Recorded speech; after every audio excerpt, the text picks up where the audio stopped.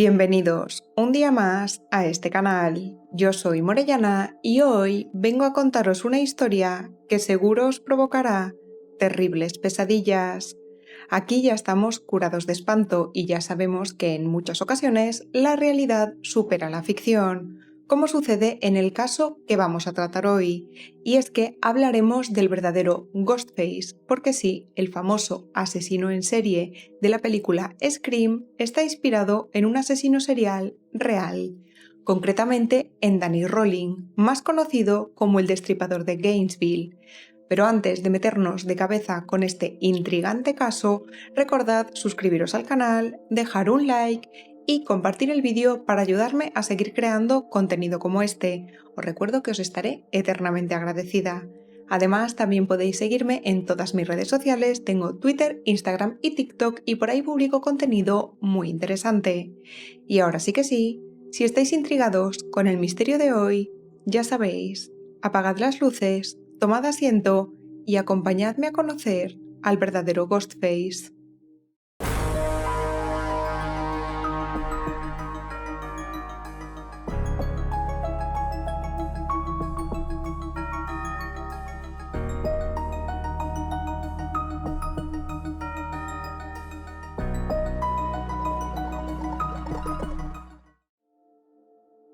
Era el 25 de agosto del año 1990 cuando el oficial Ray Barber acudió al edificio de apartamentos de Williamsburg Village, en Florida. Los vecinos habían llamado a la policía quejándose de que en uno de estos apartamentos la música estaba demasiado alta. Nada más llegar, el portero del edificio informó a Barber de que Christina Powell, una estudiante universitaria que vivía allí, había desaparecido y que su coche todavía se encontraba en el aparcamiento. Tampoco podían localizar a su compañera, Sonja Larson. Los padres de Christina Powell pidieron a las autoridades que tiraran abajo la puerta del apartamento de su hija, y cuando lo hicieron, allí se encontraron a las dos jóvenes desaparecidas, ambas de 17 años, brutalmente asesinadas. Habían sido violadas, apuñaladas, mutiladas y colocadas en posiciones sexuales grotescas. La primera en perder la vida fue Sonja. El asesino entró a su dormitorio y le tapó la boca para que no gritara. Cuando terminó con ella, se dirigió al salón donde dormía Christina e hizo exactamente lo mismo. Le tapó la boca para que no gritara, la amenazó con un cuchillo y la maniató. Justo después la violó y le dio 5 puñaladas por la espalda. Antes de irse, colocó a las jóvenes en las posiciones en las que fueron encontradas y también se dio una ducha. Los detectives estaban impactados con este caso y todavía se encontraban recogiendo pruebas en el apartamento cuando el asesino volvió a atacar. Esta vez la víctima fue Krista Hoyt, una joven de 18 años que vivía también en la misma zona que las otras dos estudiantes. El criminal la estaba esperando dentro de su propia casa y cuando ella llegó, se inició la pesadilla. La estranguló por detrás, le tapó la boca, la maniató y la llevó hasta el dormitorio. Una vez allí, la violó salvajemente, la apuñaló y la decapitó. Después colocó su cabeza y sus pezones en una estantería justo enfrente del cuerpo y colocó este en una posición extraña, igual que las otras dos víctimas. El modus operandi era exactamente el mismo en los dos casos. Irrumpía en los departamentos a primera hora de la mañana, ponía la música muy alta durante los crímenes, robaba la ropa interior de sus víctimas, además de algunas partes de sus cuerpos, se duchaba antes de huir y usaba un cuchillo de entre 10 y 15 centímetros. Los medios de comunicación inmediatamente se hicieron eco de este suceso y en el campus universitario cundió el pánico. Las estudiantes tenían miedo de salir a la calle, se organizaron para dormir en grupo, cambiaron sus rutinas y algunas llegaron a abandonar la facultad. La policía estaba convencida de que el asesino volvería a actuar, y no se equivocaban. El 27 de agosto aparecieron 2 cuerpos más, el de Tracy Pauls y el de Manuel Taboada. A él lo apuñaló tras una brutal pelea en el departamento. Manuel lo había descubierto intentando colarse. Tracy escuchó el estruendo y se asomó al pasillo para ver lo que pasaba. Cuando vio la escena, trató de encerrarse en su habitación, pero el asesino fue más rápido. cuando la atrapó le hizo exactamente lo mismo que a sus otras víctimas. A medida que se sumaban las muertes en un muy corto periodo de tiempo, los investigadores fueron sacando conclusiones. El asesino entraba siempre a las casas por la puerta trasera y además todos los crímenes se habían producido en la misma zona, justo al lado de un área boscosa. También se dieron cuenta de que el día del homicidio de Krista Hoyt, alguien había atracado un banco que se encontraba muy cerca de la escena del crimen. Esa misma noche, un agente vio a un hombre sospechoso dirigirse hacia el bosque. Los oficiales siguieron su rastro y encontraron una especie de campamento improvisado. El sujeto ya no estaba allí. Sin embargo, descubrieron pruebas muy interesantes. Por ejemplo, allí había una bolsa con dinero al lado de un destornillador, además de cintas en las que el hombre hablaba de los asesinatos. También encontraron vello púbico de una de las víctimas y sangre de otra de ellas. En total sumaban 5 asesinatos en tan solo 3 días y la policía temía que el destripador de Gainesville, como ya lo había bautizado la prensa, volviera a actuar. Fue en este momento cuando se produjo una detención, la de Edward Louis Humphrey, un estudiante que tenía una actitud sospechosa, historial de enfermedades mentales, una actitud violenta y cargos por intentar agredir a su abuela. Sin embargo, fue descartado rápidamente, ya que su ADN no coincidía con el encontrado en las escenas del crimen. El 7 de septiembre, un hombre llamado Danny Rolling, de 36 años, fue arrestado por robar en una tienda. Mientras cotejaban sus datos en la comisaría, saltó una orden de detención contra él por haber intentado matar a su padre. Al hacerle las pruebas del ADN, resultó que este coincidía con el de las escenas de los crímenes de las estudiantes. Danny Rolling era, en efecto, el destripador de Gainesville. Danny Harold Rolling nació el 26 de mayo de 1954 en Shreveport, Luisiana, siendo hijo de James Rolling y Claudia Beatrice Rolling. Su padre era un agente de policía violento que abusaba de su mujer y de sus hijos. Como dato curioso, en una ocasión llegó a hacer que la policía detuviese a Danny porque estaba avergonzado de él. Sufría constantes palizas y para escapar del dolor se creó diferentes personalidades. Poco a poco su mente se fue distorsionando y desarrollando diversos trastornos mentales, entre ellos un desorden antisocial, un trastorno límite de la personalidad, además de parafilias sexuales y voyerismo. Conclusiones de las pericias psiquiátricas. Cuando era joven, Rolling fue arrestado por varios robos en Georgia y también fue descubierto espiando a una mujer que se estaba vistiendo. También trató de quitarse la vida tras una pelea con su padre, y ya de adulto tuvo problemas para integrarse en la sociedad y conseguir un trabajo estable. Intentó alistarse en el ejército. Bueno, en realidad lo consiguió. Sin embargo, fue expulsado de las Fuerzas Aéreas en el año 1972 por haber sido detenido por posesión de drogas. Tras su expulsión, se fue a vivir con su abuelo y la verdad es que a partir de este momento logró encaminar algo su vida. Iba a la iglesia habitualmente y llegó a casarse con una mujer llamada Omader Halko, con la que tuvo una hija.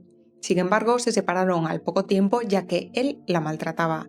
Después del divorcio, fue detenido de nuevo por voyerismo y porque supuestamente violó a una mujer que se parecía a su exmujer, aunque nunca fue condenado por esto. En el año 1990 trató de quitarle la vida a su padre, cogió un arma y le disparó en el estómago y en la cabeza. James sobrevivió, pero se quedó sordo y perdió un ojo. Tras esto, Danny Rolling se escapó y huyó al estado de Florida. Una vez allí buscó un lugar en el que asentarse y decidió acampar en una zona boscosa justo detrás de la universidad, muy cerca de donde cometió los crímenes. Según posteriores declaraciones, Rolling decidió vivir allí porque quería vivir apartado de la sociedad sin relacionarse con nadie. Sin embargo, fue en este preciso momento cuando sus instintos homicidas se volvieron completamente incontrolables y cometió los crímenes que ya hemos mencionado antes. Volvamos al momento en el que fue arrestado. Mientras lo interrogaban, Rowling admitió ser el autor de estos 5 crímenes, pero también confesó haber cometido otro crimen más. En el año 1989, justo antes de intentar matar a su padre, asaltó una casa en Shreveport y atacó brutalmente a la familia que se encontraba allí: un padre de 55 años, su hija de 24 y su nieto de 8. La mujer, identificada como Julie Grissom, había sido apuñalada, tenía en su cuerpo restos de cinta aislante y de vinagre y apareció en una postura un tanto extraña y muy sugerente, igual que las víctimas de Florida. Pero hasta este momento no se había relacionado a Rowling con este crimen. El 22 de noviembre del año 1991, Rowling fue acusado formalmente de 5 cargos de asesinato en primer grado. Durante 3 años mantuvo su inocencia, a pesar de que su ADN coincidía con el encontrado en las escenas del crimen. Finalmente, en el año 1994, conoció a la periodista Sondra London, con la que empezó a escribirse cartas y terminó manteniendo una relación y casándose con ella. Así nació el documental The Making of a Serial Killer, en el que Rowling hablaba de los asesinatos. Además, también confesó varios detalles de sus crímenes a algunos de los reos, a los que les dijo que tuvo que volver a la escena del crimen de Krista porque se había olvidado su cartera, y fue en ese momento cuando decidió decapitarla. Poco antes de celebrarse el juicio, en el año 1994, se declaró culpable, pero justificó sus actos asegurando que el único culpable era Géminis, un demonio que lo había poseído tras ver la tercera entrega del Exorcista. Los psiquiatras aseguraron que era posible que Rowling tuviera una personalidad múltiple, sin embargo estaban convencidos de que era capaz de distinguir perfectamente entre el bien y el mal. Viendo que esta estrategia no le funcionaba, se escudó en los abusos físicos y psicológicos que había sufrido en su infancia. Según él, esto fue lo que le llevó a convertirse en un asesino, pero esta teoría tampoco convenció al jurado, que finalmente lo declaró culpable de los 5 cargos de asesinato en primer grado. Un mes más tarde, el juez lo sentenció a la pena capital. Su ejecución se produjo el 25 de octubre del año 2005. Sus últimas palabras fueron de una canción de gospel que decía lo siguiente: «Nadie más grande que tú, Señor, nadie más grande que tú». Durante 13 minutos, el destripador de Gainesville cantó esta estrofa sin parar, mirando fijamente a los familiares de sus víctimas. Murió a los 52 años. Kevin Williamson, creador de la saga de terror y guionista de varias entregas de Scream, se encontraba un día en su casa viendo un documental sobre Danny Rowling. De repente escuchó un ruido en la cocina y al ir a mirar descubrió que una de las ventanas estaba abierta. Entró en pánico pensando que alguien se había colado en su casa y se pasó toda la noche sin dormir registrando el lugar. Este fue el origen de un libreto de 18 páginas titulado Scary Movie, que finalmente se convertiría en un guión completo y pasaría a llamarse Scream. El borrador original sirvió de ejemplo para la primera escena de la película, en la que Drew Barrymore coge el teléfono y oye como una voz distorsionada le pregunta: «¿Cuál es tu película de terror favorita?». Una escena inicial que se ha repetido a lo largo de la saga como una de sus señas de identidad. Y por si os lo estabais preguntando, no, Danny Rowling no utilizaba la máscara de Ghostface para cometer sus crímenes, pero sí que es cierto que empleaba un pasamontañas para ocultar su identidad. En el año 2022, el investigador paranormal y rapero Steve Shippey y la medium Cindy Caza estrenaron un mal llamado documental en Discover Plus titulado Scream: The True Story, en el que afirman contactar con el espíritu de Danny Rowling, que les confirma que efectivamente estaba poseído cuando cometió los crímenes. Y no solo eso, sino que viajan hasta la casa de la infancia de Rowling en Shreveport y descubren que su fantasma o el demonio que lo poseyó sigue vinculado a ese lugar y le está haciendo la vida imposible a los nuevos inquilinos, por lo que deciden realizar un exorcismo junto a un demonólogo. Este documental, mal llamado documental, podéis encontrarlo en HBO. Yo no os lo recomiendo. Yo lo vi pensando que me iba a encontrar con un documental true crime, pero es un capítulo de cazadores de fantasmas. Literalmente, esto ya lo comenté por Instagram. Pero bueno, es eso, es un capítulo de Cazadores de Fantasmas en el que van un investigador paranormal y una medium diciendo que sienten presencias demoníacas, que efectivamente Danny Rowling estaba poseído cuando cometió los asesinatos y que no solo él estaba poseído, sino que fue su padre el que le pasó esta posesión. Es como hereditaria, es genética. Y que, que el padre también estaba poseído y por eso maltrataba a su hijo. En fin, de verdad, es un despropósito. Además, a la nueva propietaria de la casa de la infancia de Danny Rowling parece que le han pagado para que se ponga ahí delante de la cámara y diga que sí, que su marido tiene pesadillas y que se mueve una cortina en su casa y que por eso hay presencias demoníacas. En fin, un capítulo de Cazadores de Fantasmas. No hablan de nada relacionado con el caso, ¿no? Es decir, no hablan del juicio, no hablan de la infancia del asesino, no hablan de cómo fue capturado, de cómo cometió los crímenes, de nada, absolutamente nada, de las pruebas en su contra, no, nada, cero. Se centra totalmente en la posesión demoníaca de este señor. Y bueno, a ver, yo me imagino ser un familiar de alguna de las víctimas y ver ese documental en el que literalmente lo que hacen es exculpar a una persona que ya está condenada y ha sido condenada a la pena capital y ya ha sido ejecutada. Lo que yo veo es que lo están como justificando o están quitándole parte de esa culpa, ¿no? Por esa posesión demoníaca.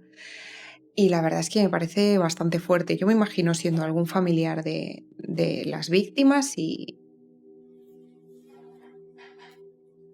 es un despropósito, de verdad. Es un capítulo de Cazadores de Fantasmas, literalmente. Si lo queréis ver por las risas, lo tenéis en HBO, pero lo dicho, yo no os lo recomiendo. Y hasta aquí ha llegado la historia que se esconde detrás de la película Scream. Este ha sido el terrible caso del destripador de Gainesville. Y si os ha gustado el vídeo, por favor, suscribíos al canal, dejad un like y compartid este vídeo para ayudarme a seguir creando contenido como este. También podéis seguirme en mis redes sociales, Twitter, Instagram y TikTok. Y si os habéis quedado con ganas de más, podéis echar un vistazo a estos vídeos que os dejo por aquí. Por mi parte, y como siempre, os dejo todas las fuentes consultadas en la cajita de información. Y dicho esto, yo me despido. Hasta la próxima historia.